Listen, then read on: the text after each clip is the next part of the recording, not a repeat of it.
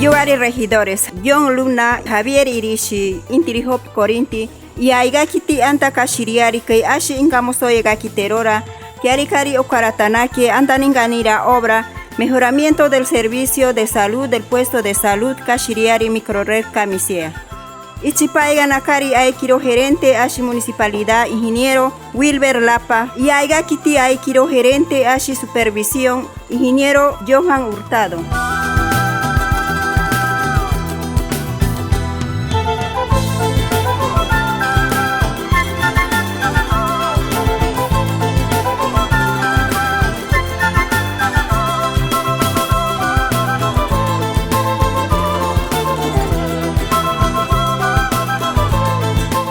Yugari gerente ashi supervisión tabayetirorira municipalidad distrital que megantónico ingeniero Johan Hurtado Rivera. Yo yikone atako taquiero inea kitirora antaninganirira okaratake 1.8% antakagantana quierora contratista consorcio latina.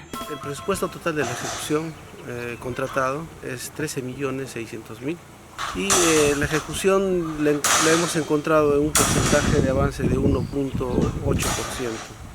Son trabajos preliminares que han sido desarrollados más que nada en la explanación, limpieza de terreno, el cerco perimétrico y en el aprovisionamiento de los materiales de construcción, que en esta primera etapa se tiene que proveer más o menos en un 30 o 40%.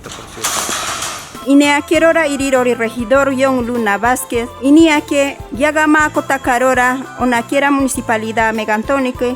Impaiga querira maganiro machiyengaye irantabaye ganaquiera intiri impuinata saontanaquienganira maganiro timaiga chirira kashiriarike. Siempre la recomendación, ¿no?, que se deba contratar personal local y se deba pagar lo justo, ¿no?, lo que paga la municipalidad, y también dar oportunidad a los trabajadores que hay con mano calificada, ¿no?, operarios, oficiales, almaceneros o trabajadores de salud, ¿no?, enfermeros. Esa es la recomendación para la empresa, para que de alguna forma pueda dar oportunidad también, ¿no?, y generar algún movimiento económico en esta comunidad.